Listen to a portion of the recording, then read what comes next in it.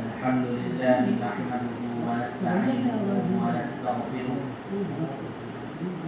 ونؤمن به ونتوكل عليه ونعوذ بالله من شرور أنفسنا ومن سيئات أعمالنا من يهده الله فلا مضل له ومن يضلل فلا هادي له وأشهد أن لا إله إلا الله وأشهد أن محمدا عبده ورسوله. قال الله تبارك وتعالى في كلامه المجيد والقرآن الحميد: أعوذ بالله من الشيطان الرجيم، بسم الله الرحمن الرحيم. قد كانت لكم أسوة حسنة في إبراهيم والذين معه. وقال الله تعالى في مقام آخر: وإذ ابتلى إبراهيم ربه بكلمات فأتمهن. اللهم صل على محمد وعلى آل محمد كما صليت على إبراهيم وعلى آل إبراهيم إنك حميد مجيد. اللهم صل على محمد وعلى آل محمد كما صليت على إبراهيم وعلى آل إبراهيم إنك حميد مجيد. اللهم صل على محمد وعلى آل محمد كما صليت على إبراهيم وعلى آل إبراهيم إنك حميد مجيد. میرے معزز دوستوں اور حاضرین اعزام، قابل قدر مصلیان اعزام،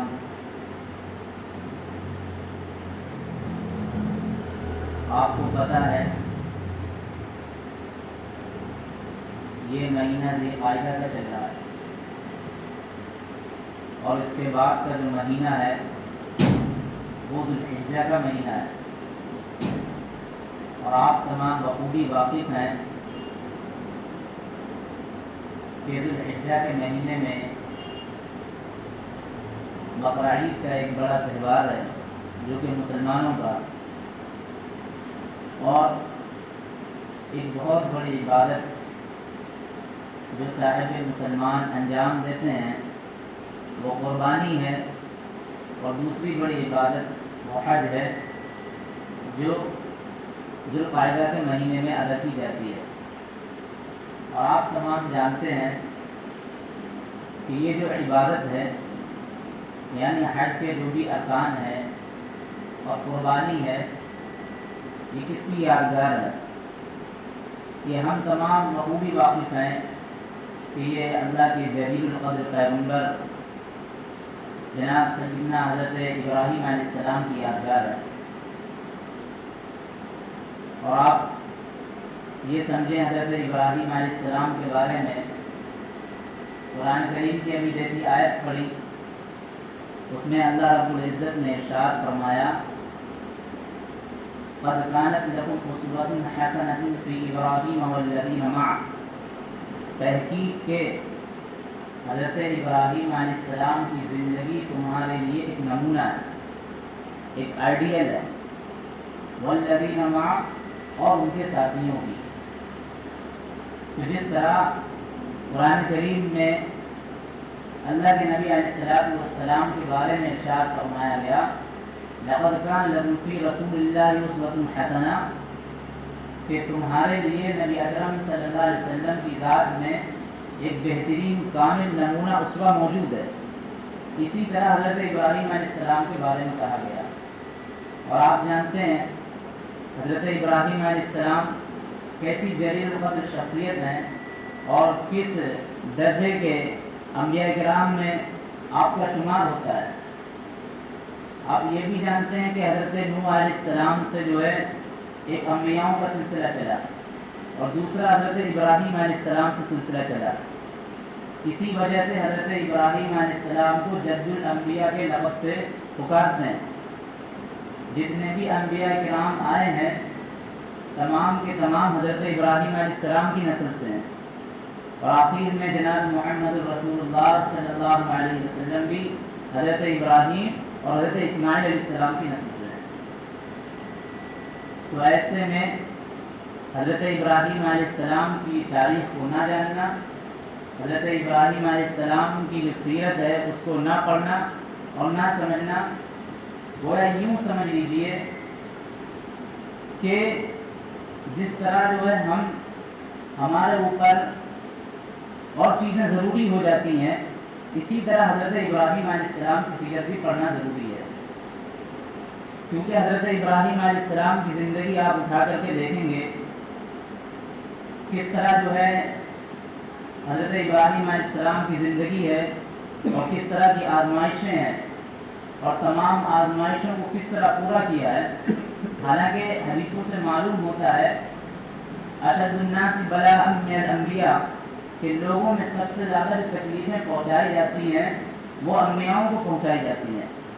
اس کے بعد پھر نبی اکرم صلی اللہ علیہ وسلم نے فرمایا ثم الصالحون، یعنی جو جتنے درجے کا اللہ والا ہوگا، نیک ہوگا، بزرگ ہوگا، کامل ایمان والا ہوگا، وہ اللہ کی طرف سے اس کے اوپر ایسی آزمائشیں آئیں گی، اور جو ان آزمائشوں میں ثابت قدمی کے ساتھ جمع رہے گا وہ حقیقت میں اللہ کا محبوب بندہ ہے۔ حضرت ابراہیم علیہ السلام آپ جانتے ہیں خلیل اللہ کا لقب عطا کرا گیا، خلیل اللہ کا لقب کسی اور نبی کو نہیں دیا گیا، یہ حضرت ابراہیم علیہ السلام ہی کو خاص پکارا گیا، اور خود جو ہے حضرت ابراہیم علیہ السلام کی کامیابی کے بارے میں قرآن خود گواہ ہے وَإِذِ ابْتَلَىٰ إِبْرَاهِيمَ رَبُّهُ بِكَلِمَاتٍ فَأَتَمَّهُنَّ کہ ان کو جتنی بھی آزمائشوں میں ڈالا گیا، ابتلاؤں میں جتنا ان کو جو ڈالا گیا، وہ تمام کی تمام ابتلاؤں میں انہوں نے ثابت قدمی کے ساتھ یعنی جو ان ابتلاؤں میں پورے کے پورے کھڑے اترے، اور انی جاعلک للناس اماما، اسی وجہ سے اللہ تعالیٰ نے آپ کو جو ہے امت کا امام بنا دیا، لوگوں کا امام بنا دیا، آپ کو امامت کے درجے پر فائز فرما دیا۔ تو میرے عزیز ساتھیوں، مختصراً جو بات عرض کرنی ہے وہ یہ ہے کہ حضرت ابراہیم علیہ السلام جس گھر میں پیدا ہوئے وہ گھرانہ ایک کفر و شرک کا گھرانہ تھا، چاروں طرف سے کفر و شرک کی اور ظلمت کی تاریکی، یعنی چاروں طرف سے شرک بت پرستی تھی۔ حضرت ابراہیم علیہ السلام جس گھر میں پیدا ہوئے، خود آپ کے والد ماجد خود جو ہے بتوں کو بناتے تھے، اصنام کو تراشا کرتے تھے۔ یہ سمجھ لیجیے حضرت ابراہیم علیہ السلام کا گھر خود ہی جو ہے بتوں کا مرکز، بتوں کا محور، اور جو اصنام کا سینٹر اور مورتیوں کو جو ہے جنکشن تھا، یہیں سے تمام کی تمام بت کی سپلائی ہوتی تھی۔ حضرت ابراہیم علیہ السلام کے گھر سے ہی مارکیٹوں میں بت جایا کرتے تھے۔ اب آپ یہ سوچیں کہ ایسے گھرانے میں پیدا ہوئے حضرت ابراہیم علیہ السلام جس گھر سے جو ہے بتوں کی سپلائی ہو رہی ہے، یعنی جس گھر سے جو ہے لوگوں کو خدا سے ہٹا کر کے نہ جانے کتنے اپنے ہاتھوں کے بنائے ہوئے خدا کے آگے ان کو جو ہے سر تسلیم کم کرنے پر مجبور کیا جا رہا، ایسی جگہ، ایسی جو ہے مقام پر حضرت ابراہیم علیہ السلام کی پیدائش ہوئی، اور جب حضرت ابراہیم علیہ السلام بڑے ہوئے تو آپ کو نبوت مل گئی، اور جب نبوت مل گئی تو پھر آپ کا یہ اعلان تھا کہ اب جو ہے صدا لگاؤ، اب اللہ کی وحدانیت کو بتاؤ، اب لوگوں کو ایک اللہ کی طرف ان کو قائل کرو۔ اب آپ یہ سمجھیے یہ کتنا مشکل کام تھا، یہ کوئی کر سکتا تھا؟ یعنی اتنا مشکل کام کہ پہلے خود جو ہے اپنے گھر والوں کو سمجھایا جائے، پھر قوم کو سمجھایا جائے۔ لہذا جو انبیاؤں کا کام ہوتا ہے کہ ایک اللہ کی طرف لوگوں کو جوڑنا ہوتا ہے، ایک اللہ کی طرف ان کا جو ہے ذہن بنانا ہوتا ہے، تو وہ اپنے اس مشن کی طرف، اپنے اس مشن کو لے کر کے، اپنے اس ویژن کو لے کر کے چل پڑے، اور کہا کہ قال لأبيه يا أبت يا إبراهيم، ابراہیم علیہ السلام نے کہا یا ابت لا تعبد ما يسمع ولا يبصر ولا يغني عنك شيئا۔ اسی طرح قرآن کی آیتیں ہیں جس میں جو حضرت ابراہیم علیہ السلام نے اپنے والد سے کہا کہ آپ ان بتوں کو کیوں بناتے ہو، آپ ان بتوں کی کیوں پرستش کرتے ہو، جو نہ یہ سنتے ہیں, جو نہ یہ دیکھتے ہیں, آپ ایسے بتوں کی کیوں جو ہے پرستش کر رہے ہو اور ساتھ ساتھ میں ان کو بنا کر کے مارکیٹ میں بیچ رہے ہو؟ تو آپ کے جو والد تھے حضرت آذر, وہ کہنے لگے یہ ہمارے باپ داداؤں کا سلسلہ ہے اور اس کے خلاف تم جو ہے زبان درازی نہ کرو. قرآن کریم کی کچھ اسی طرح کی آیتیں ہیں, لئن لم تنتہی لأرجمنک واہجرنی ملیہ, کہ اگر تم اسی طرح زبان درازی کرتے رہو گے اور ہمارے معبودوں کو برا بھلا کہتے رہو گے, تب پھر ہم تمہیں جو ہے پتھر مار مار کر کے سنسار کر دیں گے. یہ حضرت ابراہیم علیہ السلام کے بارے میں اتنے سخت گویا ہو گئے تھے. یہ تو حضرت ابراہیم علیہ السلام کے گھر کا معاملہ تھا. بہرحال حضرت ابراہیم علیہ السلام نے بہت سمجھایا, لیکن اس کے بعد نہ مانے. پھر اپنی قوم سے مخاطب ہوئے. قوم سے مخاطب ہونے کے بعد قوم کو بہت سمجھایا کہ ایسے بتوں کی کیوں عبادت کرتے ہو جو نہ کچھ سنتے ہیں, جو نہ کچھ کھاتے ہیں, جو نہ کچھ بولتے ہیں, جو نہ کچھ آپ کی ضرورت پوری کر سکتے ہیں, جو نہ کچھ آپ کو کچھ کہہ سکتے ہیں, جو نہ آپ کی کچھ سن سکتے ہیں. آپ ایسے بتوں کی کیوں عبادت کر رہے ہیں؟ بہرحال قوم کو بہت سمجھایا, لیکن قوم کے سمجھ میں نہیں آیا. وہ بھی کہنے لگے کہ ہم تو جو ہے قالوا بل وجدنا آباءنا, یہ تو ہمارے باپ دادا پہلے سے ہی کرتے آ رہے ہیں. جس طرح کا آج ہمارا جملہ ہوتا ہے کہ اگر ہم کسی جو ہے برائی کی طرف یا خرافات کی طرف یا جو ہے ہمارے اکابرین یا جو ہے ہمارے علماء کرام یا جو ہے قرآن حدیث کے بارے میں کہتا ہے اور جب علماء کرام اس کو بیان کرتے ہیں تو وہ کہتے ہیں یہ نہیں, یہ تمہارا نیا دین ہے, یہ تمہارا ایک الگ مسلک ہے. حالانکہ وہ کوئی ایک نیا الگ مسلک نہیں ہے, بلکہ وہ آپ کو جو قرآن حدیث کے منافی بات ہے, جو اس کے خلاف بات ہے, وہ اس کو سمجھا رہا ہے. لیکن وہ بولتے ہیں نہیں, اصل میں ہمارے سمجھ میں تو آ گیا, لیکن بات یہ ہے کہ ہمارے باپ دادا شروع سے کرتے آ رہے ہیں, ہمارے آباء و اجداد شروع سے اسی روش پر قائم ہے, تو لہٰذا ہم بھی کر لیتے ہیں. یاد رکھو عزیز ساتھیوں, قرآن کریم میں اسی کو سمجھایا گیا تھا کہ باپ دادا آپ کی کھلی گمراہی میں ہے. تو اب ہمارے سمجھ میں آ گیا تو ہم اپنی جو ہے اس عادت کو, یعنی اپنے اس رسم و رسومات کو چھوڑ دیں, جو غلط طریقے رائج ہیں ان کو چھوڑ دیں. تو اسی طرح اس قوم نے بھی اور تمام انبیاءوں کے ساتھ ایسے ہی ہوتا رہتا. پھر بہت سارے جو ہے مناظرے ہوئے, بہت ساری باتیں ہوئی. حضرت ابراہیم علیہ السلام کے ساتھ اتنا سخت معاملہ تھا کہ ایک تو وقت کا جو ہے نمرود بھی تھا. وہ نمرود ایسا تھا کہ اس نے جو ہے اپنے آپ کو خدا بنا رکھا تھا, یعنی اپنی رعایا کو جو ہے اپنی عبادت کرواتا تھا. وہ کہتا تھا کہ ہم کو خدا مانو. تو ایسے وقت میں حضرت ابراہیم علیہ السلام کے لیے دعوت کا کام کرنا کتنا مشکل کام تھا. لیکن جب کھڑے ہوئے اللہ کے پیغام کو لے کر کے, اللہ کے مشن کو لے کر کے جب آگے بڑھے تو اللہ تعالیٰ کامیابیوں سے نوازتے چلے گئے. تو عزیز ساتھیوں, قوم کو جب سمجھایا کہ بتوں کی عبادت نہ کرو, بتوں کی پرستش نہ کرو, ایک اللہ کی عبادت کرو جس نے تم کو پیدا کیا, جس نے چاند کو بنایا, جس نے سورج کو بنایا, جس نے آسمان کو بنایا, جس نے تمہارے غلے کو پیدا کیا, جس نے تم کو پیدا کیا, جس نے ہر ایک چیزوں کو پیدا کیا, تم اس کی عبادت کرو. اس کے آگے تم سجدہ ریز ہو, اس کے آگے تم اپنے ہاتھ پھیلاؤ, اس کے آگے جو ہے تم اپنی جبین کو جو ہے پیشانی کو جھکاؤ. یہ خوب سمجھایا, بہرحال نہیں سمجھے. لیکن حضرت ابراہیم علیہ السلام بھی باز نہیں آنے والے. حضرت ابراہیم علیہ السلام نے اپنی داعیانہ پوری کوشش لگا دی. جو حکمت ہوتی تھی وہ حکمت کر گئے, یعنی جو مصلحت, جو حکمت اور جو اپنا تجربہ ہو سکتا تھا اس کے تحت قوم کو سمجھایا. ایک مرتبہ ہوا یہ کہ قوم میں ایک عید کا دن آیا, قوم میں ایک عید کا دن آیا, یعنی ایک ان کا کوئی تہوار تھا جس دن وہ لوگ سب لوگ جایا کرتے تھے میلے میں. تو ان سے کہا گیا کہ آپ بھی ہمارے ساتھ چلیں. تو انہوں نے منع کر دیا. انہوں نے ایک ستارے کی طرف دیکھا, فنظر فی النجوم فقال انی سقیم, اور کہا ہم تو نہیں جا سکتے بلکہ ہم بیمار ہیں. یہاں کہ حضرت ابراہیم علیہ السلام نے جھوٹ نہیں بولا. یہ حضرت ابراہیم علیہ السلام نے اس لحاظ سے بولا کہ ایک تو ہر طرف کفر اور شرک کا ماحول ہے, ہر طرف برائیاں اور گندگیاں ہیں, ایک اللہ سے اتنی دوری ہے. اس چیز کو دیکھ دیکھ کر کے وہ چڑ رہے تھے, ان کے ذہن میں گٹر محسوس ہو رہی تھی. اس چیز کو دیکھ کر کے انہوں نے کہا فقال انی سقیم, ہم بیمار ہیں, ہم نہیں جائیں گے. تو انہوں نے کہا چلو اچھا ٹھیک ہے. اگر وہ اس طرح کا معقول جواب نہ دیتے تو زبردستی ان کو لے جایا جاتا, لیکن اپنی مصلحت اور حکمت کے تحت انہوں نے بولا کہ ہم بیمار ہیں، تو فوراً ان کو جو ہے چھوڑ دیا گیا، اور انہوں نے اس وقت یہ حکمت سوچی کہ اب قوم کو کیسے جو ہے انہی کے انداز میں سمجھایا جائے۔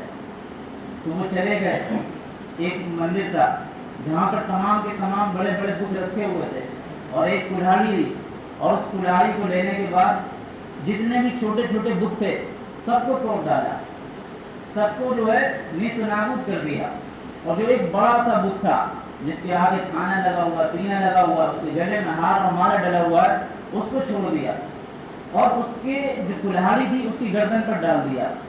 جب وہ لوگ آئے، تمام کے تمام قوم کے لوگ آئے، اور انہوں نے جب دیکھنا شروع کرا، وہ دیکھ کر فوراً تعجب سے حیران رہ گئے، پریشان رہ گئے کہ ایسی حرکت کون کر گیا، ہمارے بتوں کے ساتھ ایسی جو ہے نازیبا حرکت کون کر گیا، کس نے ہمارے بتوں کو توڑا؟ فوراً دربار بلایا گیا، تو کسی ایک نے کہا قالوا سمعنا فتى يذكرهم يقال له ابراہیم، ہاں ہمیں ایک نوجوان ہے جس کے بارے میں ہم نے سنا ہے۔ قالوا فأتوا به على أعين الناس لعلهم يشهدون، جاؤ اس کو پکڑ کر کے لے کے آؤ۔ حضرت ابراہیم علیہ السلام لائے گئے، حضرت ابراہیم علیہ السلام کو بلوایا گیا، مجلس لگی ہوئی تھی، تمام کے تمام لوگ بیٹھے ہوئے تھے۔ حضرت ابراہیم علیہ السلام سے پوچھا گیا کیا یہ تم نے حرکت انجام دی ہے؟ کیا یہ تم نے ہمارے معبودوں کو توڑا ہے؟ کیا یہ تم نے جو ہمارے خداؤں کے ساتھ یہ حرکت کری ہے؟ تو حضرت ابراہیم علیہ السلام نے کوئی جواب نہیں دیا، بلکہ ان کو سمجھانے کا انداز دیکھیں۔ حضرت ابراہیم علیہ السلام نے کہا یہ بات تم ہم سے پوچھتے ہو، یہ بات تم خود اس بڑے سے کیوں نہیں پوچھ لیتے ہو؟ یعنی جس کے گردن پر کڑھاڑی رکھی ہوئی ہے اور جو اس سے کیوں نہیں تم پوچھ لیتے ہو؟ یہ تو تمہارا خدا ہے، یہ تو تمہارا معبود ہے نا، یہ تمہارا جو آقا ہے، اسی کی تم پرستش کرتے ہو، اسی کے آگے تم کھانا پینا لگاتے ہو، اسی کے آگے تم اگربتی اور مالائیں اور نہ جانے کہہ چڑھاتے ہو، تم اس سے خود کیوں نہیں پوچھ لیتے ہو یہ کس نے حرکت کری؟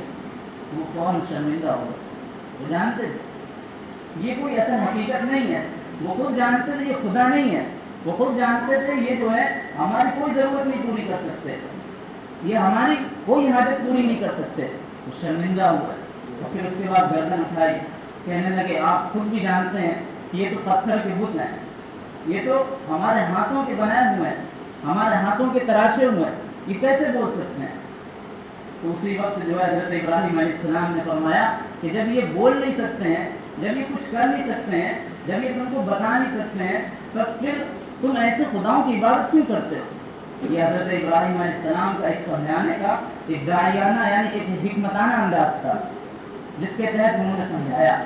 لیکن جب وہ قوم ایسی ہو جو حق بات سمجھنا ہی نہیں چاہتی ہو، اللہ کو پہچاننا ہی نہیں چاہتی ہو، یا وہ حق کو سمجھ بھی گئی ہو لیکن اس کے بعد اپنی ضد اور اپنی ہٹ ڈرمی پر اڑے ہوں، تو پھر ایسے لوگوں کے بارے میں کیا کرا جا سکتا ہے؟ بہرحال حضرت ابراہیم علیہ السلام نے پوری کوشش کری لیکن قوم نہ مانی، اور اس کے بعد اس جرم کی سزا یہ دی گئی کہ جو ہے وقت کو بتا دیا گیا کہ جو وقت کا نمرود تھا اس کو بتا دیا گیا کہ فلاں فلاں ایسی حرکت دی گئی، تو فوراً جو ہے وقت کا جو اس وقت کا جو بادشاہ تھا نمرود، اس نے جو حضرت ابراہیم علیہ السلام کو طلب کر لیا۔ اب یہاں پر حضرت ابراہیم علیہ السلام کا حضرت ابراہیم علیہ السلام کا نمرود سے ایک مناظرہ ہوا، اور نمرود ایک ایسا بادشاہ تھا جو اپنے آپ کو خدا کہلواتا تھا، یعنی وہ اپنی عبادت کرواتا تھا، اور آپ جانتے ہیں کہ اللہ کے علاوہ کسی کی عبادت نہیں ہوتی ہے، لیکن وہ اپنے گھمنڈ میں، وہ اپنے جو ہے کبر میں، وہ اپنے نخوت میں، وہ اپنی کبریائی میں، وہ اپنی بڑائی میں اپنے آپ کو خدا کہلواتا تھا، اور باقاعدہ اس کا جو ہے لوگوں کو دکھاتا بھی تھا، اس کا پرچار بھی کرتا تھا تاکہ لوگ ہمیں خدا مانیں، تاکہ لوگ ہماری عبادت کریں۔ اس کا خود آپ یہاں سے پتہ لگائیں کہ جب حضرت ابراہیم علیہ السلام بڑے جو ہے طاقت کے ساتھ، قوت کے ساتھ، یعنی بے جھجک بلا خطر حضرت نمرود کے پاس پہنچے، اور جب نمرود سے کہا تو وہ دونوں لوگ جھگڑنے لگے، قرآن نے اس واقعے کا تذکرہ کرا، تو وہ جھگڑنے لگے، تو وہ نمرود کہنے لگا تیرا خدا کون ہے؟ تو کہتا ہمارا خدا ہے جس نے آسمان کو بنایا، زمین کو بنایا۔ حضرت ابراہیم علیہ السلام نے کہا قال ألم تر إلى الذي حاج إبراهيم في ربه أن آتاه الله الملك إذ قال إبراهيم ربي الذي يحيي ويميت، میرا خدا تو وہ جو مجھے زندہ کرتا اور موت دیتا ہے۔ تو وہ نمرود بھی کہنے لگا کہ اچھا ایسا ہے، تیرا خدا وہ جو تجھے زندہ کرتا اور موت دیتا ہے، میں بھی خدا ہوں، میں بھی لوگوں کو زندہ کرتا ہوں اور موت دیتا ہوں۔ کہا کیسے؟ کہا دو لوگ تھے، ان دو لوگوں کو جیل میں سزا ہو گئی، ایک کو پھانسی کی سزا ہونے والی تھی، اس کو چھوڑ دیا، اس کو رہا کر دیا، اور دوسرا جو شخص تھا جس کو جو ہے رہائی ملنے والی تھی، اس کو جو ہے اسی وقت پھانسی دے دی گئی۔ اور حضرت ابراہیم سے کہا دیکھو یہ ہم نے جو ہے جو جس کو سزا ہونے والی تھی، جو مرنے والا تھا، اس کو چھوڑ دیا، اور جو زندہ ہے اس کو ہم نے جو ہے مار دیا۔ حضرت ابراہیم علیہ السلام آگے بڑھے اور کہا میرا تو وہ رب ہے جو سورج کو مشرق سے نکالتا ہے، مغرب میں چھپاتا ہے۔ اور جب حضرت ابراہیم علیہ السلام سے کہا کہ اگر آپ واقعی خدا ہیں، اگر آپ یہ ڈنکا پورے عالم میں پیٹتے ہیں کہ ہم خدا ہیں، ہم ہی سب کچھ کرتے ہیں، سارا نظام ہم ہی چلاتے ہیں، آسمان سے بارش ہم ہی برساتے ہیں اور سورج ہم ہی نکالتے ہیں، تو پھر ایسا کرو، آج اگر لوگوں کے سامنے تمہارے خدائی کا دعویٰ ظاہر ہو جائے، تم ایسا کرو کہ فَإِنَّ اللَّهَ يَأْتِي بِالشَّمْسِ مِنَ الْمَشْرِقِ مِنَ الْمَغْرِبِ، کہ اس سورج کو تم آج مشرق سے بجائے مغرب میں نکال کر کے دکھاؤ۔ اسی وقت قرآن کہتا ہے فَبُهِتَ الَّذِي كَفَرَ، وہ ہکا بکا رہ گیا، اس کی ساری خدائی جو ہے چور ہو گئی، اس کا سارا خدائی کا دعویٰ جو نیست نابود ہو گیا، لوگوں کے سامنے ختم ہو گیا۔ لیکن وہ کافر اور جابر اور وہ ظالم کرتا تو کیا کرتا؟ اس نے پھر وہی تلاش کرا جو اور لوگوں کے، جو اور انبیاؤں کے ساتھ ہوتا ہے، جو اور حق والوں کے ساتھ ہوتا ہے، کہ اس نے جو ہے حضرت ابراہیم علیہ السلام کے لیے ایک سزا تجویز فرمائی۔ اس سزا کو کیا نام دیا؟ اس سزا کو ان کے لیے آگ جلائی، اور اس آگ کو جلانے کے بعد، دہکانے کے بعد ایسی لپٹیں مارتی ہوئی آگ کو جلایا گیا جس میں حضرت ابراہیم علیہ السلام کو ڈالنے کے لیے کہا گیا تاکہ یہ شخص جو ہے اپنے مشن سے باز آ جائے۔ لیکن اس وقت بھی حضرت ابراہیم علیہ السلام اپنے مشن سے باز نہیں آئے۔ حضرت ابراہیم علیہ السلام کو آگ میں ڈال بھی دیا گیا، اور اللہ تعالیٰ نے اس آگ کو حکم دے دیا قُلْنَا يَا نَارُ كُونِي بَرْدًا وَسَلَامًا عَلَىٰ إِبْرَاحِيمَ، اے ابراہیم اس آگ کو، اے آگ اس ابراہیم پر ٹھنڈی ہو جا۔ وہ آگ فوراً ٹھنڈی ہو گئی۔ علماء کہتے ہیں اور لوگ بیان کرتے ہیں کہ وہ 40 دن برابر آگ میں پڑے رہے، اور لوگوں کا بیان ہے کہ وہ آگ ایسی تھی، اتنی لپٹیں مارتی ہوئی اور جوش مارتی ہوئی کہ لوگ وہاں پر حیران تھے کہ اس کو کیسے ڈالا جائے، یعنی حضرت ابراہیم علیہ السلام کو آگ میں بھی کیسے ڈالے، جو ڈالے گا اس کو خود جو ہے آگ اتنی جو ہے جھلس دے گی تو اس کا خود زندہ بچنا مشکل ہے۔ فوراً پتہ لگایا گیا کہ اس کے لیے ایک جھولا تیار کرا جائے، جھولا تیار کرا گیا، جھولے کے ذریعے اس آگ میں پھینکوایا گیا۔ لیکن اللہ تعالیٰ کو اپنے محبوب کو دیکھنا تھا، اپنے خلیل کو جو اس امتحان کو کامیاب کرنا تھا، اور فوراً جو ہے کہہ دیا قُلْنَا يَا نَارُ كُونِي بَرْدًا وَسَلَامًا عَلَىٰ إِبْرَاحِيمَ۔ یہاں تک کہتے ہیں کہ فرشتے اس انتظار میں بیٹھے ہوئے تھے کہ ہمیں حکم دے دیا جائے ہم پانی برسا دیں۔ وہ فرشتے حضرت ابراہیم علیہ السلام سے عرض کرتے کہ آپ کہیں تو ہم پانی برسا دیں، لیکن حضرت ابراہیم علیہ السلام کہتے نہیں، جس کے لیے ہم ہیں وہ ہمارا خدا دیکھ رہا ہے، وہ ہمارا خدا دیکھ رہا ہے۔ فوراً اللہ نے براہ راست حکم دے دیا آپ کو، کسی فرشتے کو نہیں حکم دے دیا۔ یہ میرے عزیز ساتھی حضرت ابراہیم علیہ السلام ہے جن کی سیرت کشمکش سے بھری ہوئی ہے، اور اللہ تعالیٰ نے کیسے کامیاب بنایا اور کیسا خلیل بنایا۔ تو اس لیے میرے عزیز ساتھیوں، آپ حضرات کے سامنے یہ باتیں عرض کرنی تھی۔ اللہ تعالیٰ ہم تمام لوگوں کو کہنے سننے سے زیادہ عمل کرنے کی توفیق عطا فرمائے۔